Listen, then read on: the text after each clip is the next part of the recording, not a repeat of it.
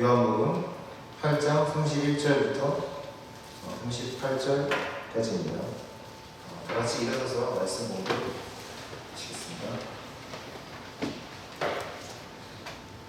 그러므로 예수께서 자기를 믿은 유대인들에게 이르시되 너희가 내 말에 거하면 참으로 내 제자가 되고 진리를 알지니 진리가 너희를 자유롭게 하리라. 그들이 대답하되 우리가 아브라함의 자손이라 남의 종이 된 적이 없거늘 어찌하여 우리가 자유롭게 되리라 하느냐. 예수께서 대답하시되 진실로 진실로 너희에게 이르노니 죄를 범하는 자마다 죄의 종이라. 종은 영원히 집에 거하지 못하되 아들은 영원히 거하나니 그러므로 아들이 너희를 자유롭게 하면 너희가 참으로 자유로우리라. 나도 너희가 아브라함의 자손인 줄 아노라. 그러나 내 말이 너희 안에 있을 곳이 없으므로 나를 죽이려 하는도다. 나는 내 아버지에게서 본 것을 말하고 너희는 너희 아버지에게서 들은 것을 행하느니라. 아멘.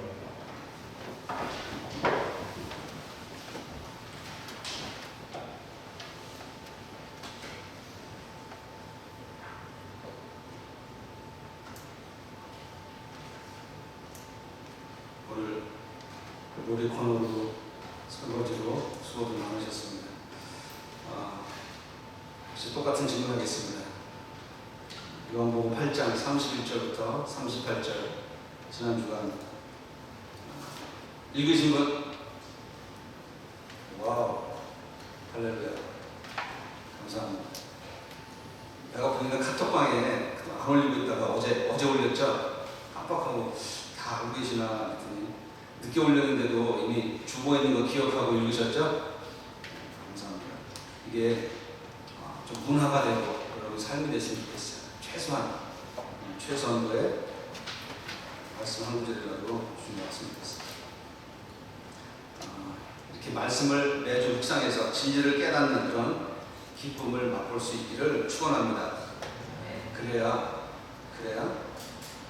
진리가 우리를 자유롭게 할 것이기 때문입니다. 오늘 말씀의 주제이거죠. 오늘 이 요한복음 8장의 말씀 배경을 잠시 살펴보면 이제 이스라엘의 절기 초막절을 맞아서 이제 그 절기 때는 원근각처에서 유대인들이 다 예루살렘 성전에 모여서 이제 명절을 지냅니다. 그래서 많이 모여들었습니다. 이때 예수님께서 성전에서 말씀을 가르치시는데 그 예수님의 말씀을 듣고 그 유대인들이 예수님을 믿는다고 고백하는 사람들이 많이 생겼다고 기록하고 있습니다. 우리가 읽지는 않았는데 저 바로 전 30절에 보니까 이 말씀을 하심에 많은 사람이 믿더라. 예수님이 말씀을 전했더니 유대인들이 많이 믿더라 기록되어 있습니다. 그런데 이 구절은 당시의 그 배경을 비춰보면 굉장히 놀라운 그런 말씀이 아닐 수 없습니다. 지금 예루살렘은 예수님을 믿겠다고 그렇게 말을 쉽게 할 수 있는 그런 분위기가 지금 아닙니다. 유대인들은 누구든지 예수를 믿는다고 그렇게 시인하면 이유 여하를 방문하고 출교시키기로 이미 결의를 했습니다. 쫓아낸다는 것이죠. 요한복음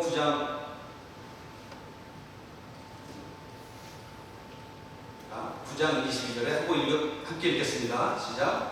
그 부모가 이렇게 말하는 것은 이미 유대인들이 누구든지 예수를 그리스도로 시인하는 자는 출교하기로 결의하였으므로 그들을 무서워합니다.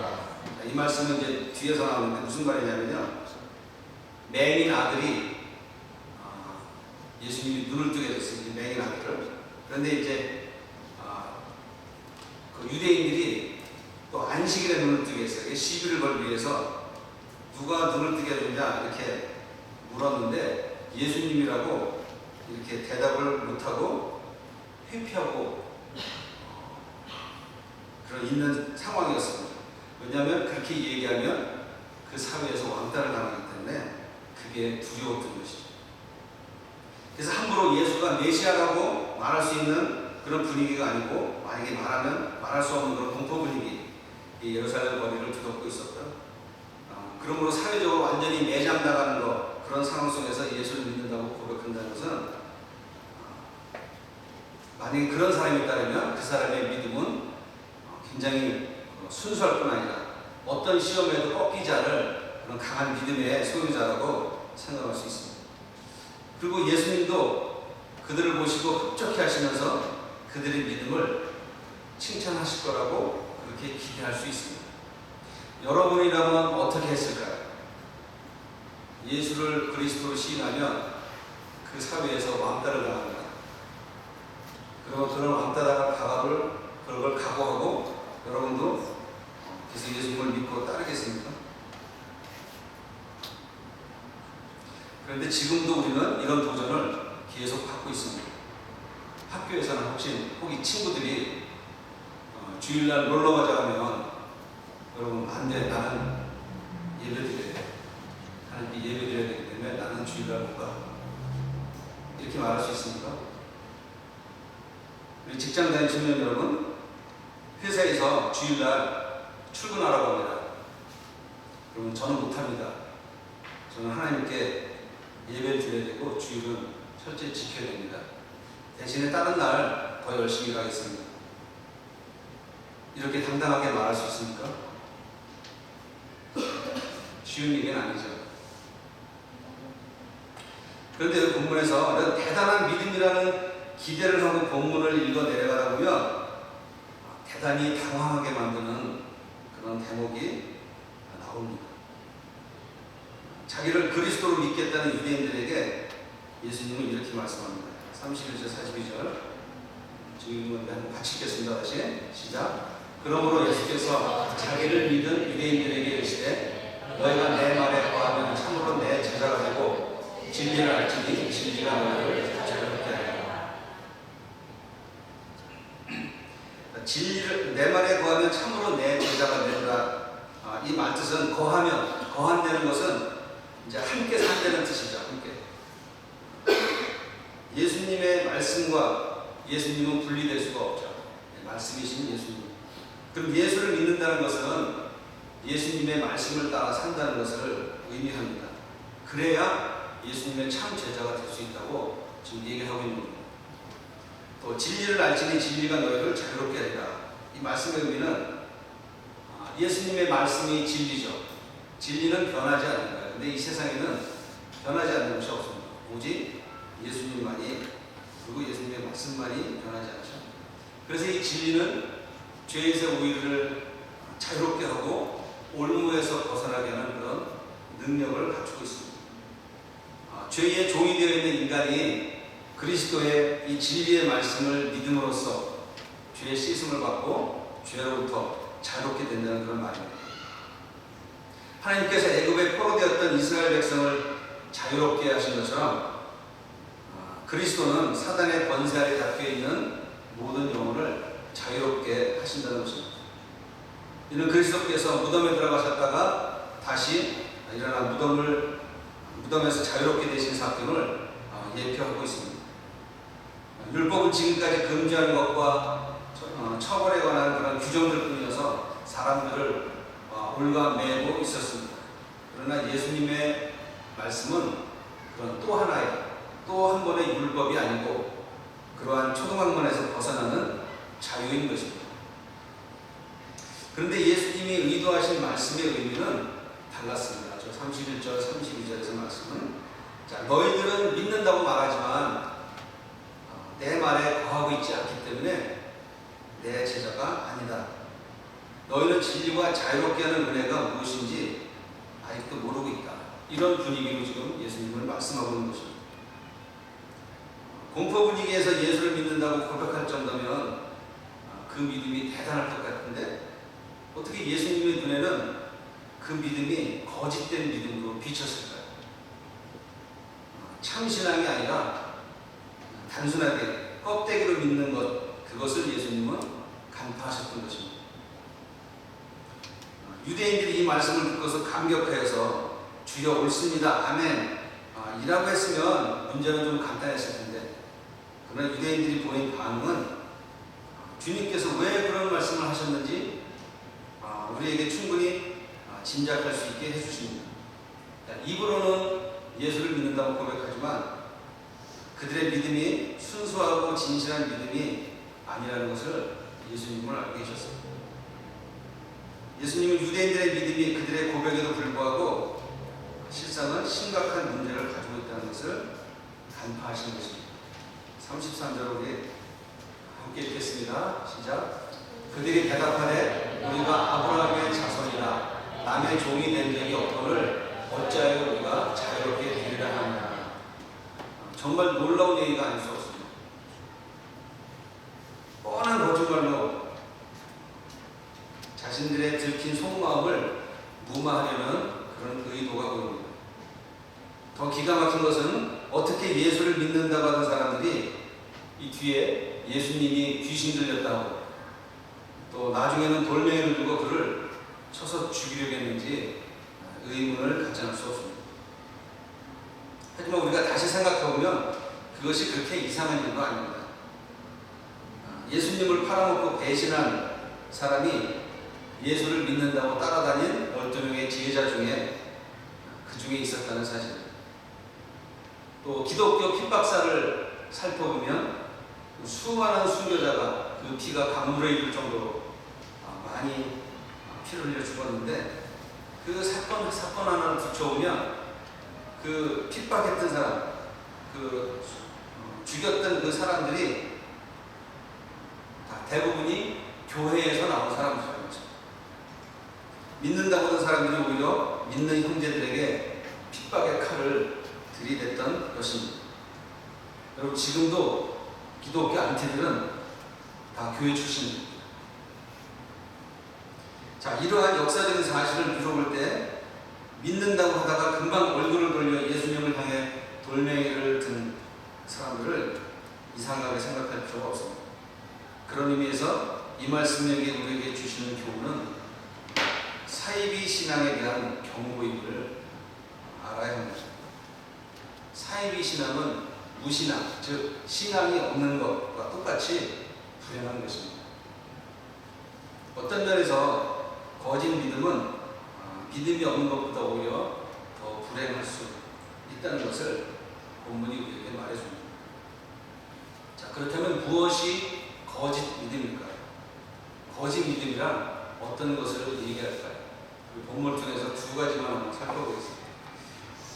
첫 번째로 구원의 필요성을 절실하게 느끼지 못하는 사람은 거짓 믿음을 갖고 있습니다. 자, 예루살렘에서 베드로가 성령의 감동으로 능력 있는 설교를 하자 그 설교를 들은 사람들이 어떤 반응을 보였나요? 혹시 기억하세요? 사도행전 2장 37절에 이렇게 기록하고 있습니다. 읽겠습니다. 그들이 이 말을 듣고 마음에 찔려 베드로와 다른 사도들에게 물어이르되 형제들아 우리가 어찌하리고 하고 그들은 베드로의 설교를 그들은 가슴을 치며 회개했습니다. 형제 우리가 어떻게 하면 구원받을 수 있는가? 어떻게 하면 예수를 십자가에 못 박아 죽인 죄를 용서받을 수 있는가? 또 간절히 매달렸습니다. 이것이 참 믿음을 가진 사람들에게 기대할 수 있는 일반적인 반응입니다. 내가 어떻게 하면 구원을 받을 수 있을까? 구원받지 못하면 내게는 아무런 소망도 없다. 하나님께 용서받지 못하면 나의 앞날은 죽음뿐이다. 이런 절박한 생각에 구원을 간절히 사모하는 믿음이라 진짜 믿음이라고 할 수 있습니다. 그러나 본문에 보면 예수를 믿는다고 하는 사람들이 정작 구원에 대하여는 이처럼 절실한 필요성을 보이고 있지 않습니다. 예수님의 말씀 중에 자유롭게 한다 이런 말은 어떤 식으로 역설적으로 말하면 어떻습니까? 지금 어떤 상태라는 거죠? 죄의 노예 상태로 지금 있다는 것입니다. 죄를 지으면 당연히 죄의 종이 됩니다. 그리고 죄의 종이 되면 죄에 속박당하다가 결국은 죄에 끌려서 영원한 멸망에 빠집니다. 그러므로 진리가 너희를 자유롭게 하리라 이런 말씀은 주님께서 그들을 죄에서 해방하고 구원에 이르게 하겠다 그런 뜻입니다. 그들이 정말 믿는 사람들이라면 그 말씀 앞에 주여 우리를 구원하소서 나는 죄인입니다 이렇게 나와야 정상일 텐데 앞에서 말한 것처럼 이들은 대뜸 예수님의 말씀에 반박을 하고 나옵니다. 그들이 자유롭게 하리라는 말씀은 영적으로 받아들이지 못하고 정치적으로 이해했을지도 모릅니다. 그러나 만일 그들이 그렇게 받아들였다 하더라도 우리가 언제 종이 된 일이 있고 도대체 무슨 자유가 필요하단 말인가, 이렇게 말하는 것은 정말 뻔뻔한 그런 태도가 아닐 수 없습니다. 이스라엘의 역사는 한마디로 노예의 역사라고도 말할 수 있습니다. 그들은 아브라함의 자손으로 애굽에서 한 400년 동안을 종노릇한 그런 수치스러운 역사를 가지고 있습니다. 그 위에 출애굽한 이유도 그 사사기에 보면 한 7번 정도 그 주변 국가에 속국이 되어서 공물을 바치고 노예 생활을 한 것을 알 수 있습니다. 또 아수르에게 정복당해서 북이스라엘의 10지파가 포로로 끌려갔고 또 타민족과 통혼을 하면서 자신들의 그 유대민족의 그 정체성이나 자부심은 갈갈이 찍힌 채 결국 흩어져서 행방도 알 수 없는 그런 민족이 되어버렸습니다. 또 남유다의 2지파도 바벨론에게 결국 정복당하고 포로로 끌려갔다 겨우 목숨만 건져서 돌아온 그런 과거를 지니고 있습니다. 지금 예수님과 얘기하고 있는 이 순간에도 로마의 식민지 지배를 받고 있는 그런 상황입니다. 종교적인 자유 외에는 모든 자주권을 로마 제국에 완전히 뺏겼고 또 로마 정부에 세금을 바치면서 종살이를 하고 있습니다.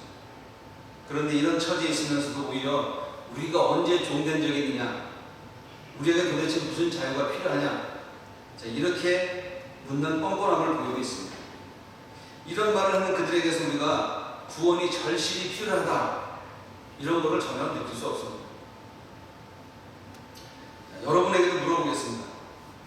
여러분은 지금 죄의 종노릇하고 있지 않습니까? 죄에서 구원받고자 하는 절실한 필요를 느끼지 않습니까? 믿음이라는 것은 자신의 영적인 절박성, 즉 구원받지 못하면 나는 죽는다는 이런 절박한 그런 깊은 인식이 있을 때 믿음이 생깁니다. 자기 스스로 의인인 척하는 사람이 구원에 대한 필요성을 느낄 수 있을까요? 오직 자기가 죄인이라는 것을 깊이 인식할 때 나를 구원하실 수 있는 분은 예수 그리스도의 힘을 인정합니다. 또 그에게 매달리는 것이라고 할 수 있습니다. 이런 간절한 구원의 필요성을 느끼고 매달릴 때 그 믿음이 바로 진짜 믿음인 것입니다. 물론 교회를 한두 번 드나들면서 설교를 들었다고 금방 자신이 구원받아야 하고 구원을 받기 위해 예수 그리스도가 필요한 것을 절실하게 느끼는 것은 아닙니다. 아직 어린 신앙일 수도 있습니다. 그렇지만 정말 믿음을 가지고 있는 사람이라면 구원이 필요한 것을 절실하게 인정해야 합니다. 예수가 아니면 자기에게 소망이 없다는 것을 스스로에게 고백할 수 있어야 합니다. 이럴 때 그 사람의 믿음을 진짜 믿음이라고 말합니다. 그러나 믿는다고 말하면서 그런 필요성을 절실하게 느끼지 못하고 있다면 그런 사람의 믿음은 다시 한번 점검해 보아야 합니다. 이 시간에 여러분 자신도 스스로 한번 점검해 보시기 바랍니다. 교회를 오래 다녔지만 막상 회개하라고 하면 큰 잘못 저지른 적이 없어서 마땅히 죄가 생각나지는 않습니다. 따라서 십자가의 죽음이 별로 마음에 와닿지 않습니다. 왜냐하면 드러나게 죄를 지은 적도 없고 사람들이 입에 오르날 만한 그런 잘못을 한 적도 없기 때문에 회개하고 구원받으라고 하면 그것이 이렇게 절실하게 다가오지 않는 것입니다. 그래서 본문의 유대인들처럼 내가 잘못한 게 뭐가 있고 나에게 구원이 왜 필요한 거야? 그렇고 반응할 수 있습니다. 그러나 이런 식의 반응은 사람 앞에서는 가능할지 모르나 하나님 앞에서는 있을 수가 없습니다. 사람 앞에서는 몰라도 하나님 앞에서는 죄인 중에 죄인입니다. 나는 용서받아야 합니다. 구원받아야 합니다. 이런 절박한 외침이 마음속에서 뜨겁게 솟구치지 않는다면 그 믿음은 문제가 있습니다. 여러분에게는 믿음에 문제가 없기를 주님의 이름으로 축복합니다. 두 번째로, 거짓 믿음을 가진 사람은 하나님의 말씀을 잘 듣지 못합니다. 37절에서 43절 보겠습니다. 나도 너희가 아브라함의 자손인 줄 아노라. 그러나 내 말이 너희 안에 있을 곳이 없으므로 나를 죽이려 하는도다. 43절. 어째 내 말을 깨닫지 못하느냐? 이는 내 말을 들을 줄 알지 못함이다. 예수님을 상대로 말을 주고받는 유대인들은 예수님의 말씀이 귀에 들어오지 않습니다. 그들은 예수님의 말씀을 귀담아 듣지 못하는 자꾸 말꼬리를 붙잡고 늘어집니다. 일반적으로 볼 때 믿음에 있는 사람들은 하나님의 말씀에 별로 관심이 없습니다. 설교도 방송으로 듣습니다. 말씀을 가르쳐도 잘 이해하지 못합니다. 정치적인 이슈나 세상 돌아가는 그런 일에 대해서는 깊은 관심을 갖고 대화에 적극적으로 참여합니다. 그러나 신앙생활이나 성경 말씀에 관한 이야기를 하면 이내 얼굴을 푹 숙이고 심지어 눈을 감고 또 조기까지 합니다. 왜냐하면 믿음에 문제가 있기 때문에. 자, 지금 조르시는 분은 중간에 무슨 말인가? 네. 깜짝 놀라셨죠? 자, 여러분, 목장 모임에서는 어떤가요? 제가 돌아가면서 신방을 하고 있지만 또 제가 신방할 때하고 신방 안 할 때하고도 또 다를 수 있습니다. 혹시 목장에서 서로 교제하고 삶을 나누는데 신앙과 말씀을 중심으로 이렇게 은혜를 나누는 삶에 적용하는 그런 나눔이 이루어지나요? 아니면 세상적인 재미나 세상적인 가십거리고 그런 나눔이 이루어지나요?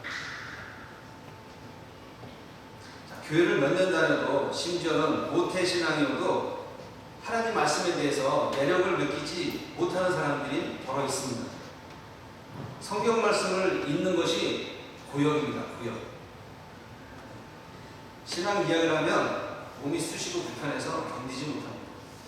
이런 분들이 우리 가운데 한 사람이 있다면 자신의 믿음을 점검해 보아야 합니다. 제가 매주 짧은 본문이지만 그래도 한 번이라도 읽으셨냐고 물어보죠. 물어볼 때 찔림이 있기를 바랍니다. 물론 바쁜 생활 중에서 기억이 안 날 수도 있어요. 충분히 이해는 할 수 있는데 용서받을 수 있을지는 모르겠습니다. 자, 다음 주에는 물어봤을 때 전부 읽었다고 대답을 했으면 좋겠습니다. 왜냐하면 말씀이 그 안에 없으면 무슨 믿음이라고요? 그냥 어린 믿음이었으면 좋겠어요. 그러면 다행이에요. 지금 믿음이 어리기 때문에. 그런데 거짓 믿음이면 곤란합니다. 말씀을 정리할게요. 예수님께서 오늘 애통해 하시면서 우리에게 말씀하십니다. 너희가 내 말에 거하면 참으로 내 제자가 되고 진리를 알지니 진리가 너희를 자유롭게 하리라. 형식적이고 믿음 없는 신앙생활을 이제 청산하고 나의 참 제자가 되기를 원한다. 이것이 너희를 향한 나의 뜻이다. 나의 말에 거하고 나를 그리스도로 인정하고 나와 동거하고 동행하자. 그러면 너희가 참 자유를 누리고 영원한 행복을 누릴 것이다. 기도하겠습니다. 하나님 아버지, 너희를 감사합니다. 우리를 위해 이 땅에 오셨는데 그 예수님이 나의 그리스도, 또 나를 구원하게 오셨음을 믿는 은혜를 허락하여 주옵소서. 우리가 아직 어린 믿음이라면 이 믿음이 날로 장성하게 하시고 거짓 믿음이라면 참 믿음의 소유자가 될 수 있도록 하나님 은혜 베풀어 주시옵소서. 그러기 위하여 늘 말씀을 가까이 하고 말씀 안에 거하는 우리 모든 청년들이 될 수 있도록 은혜 베풀어 주시옵소서. 예수님의 이름으로 기도합니다.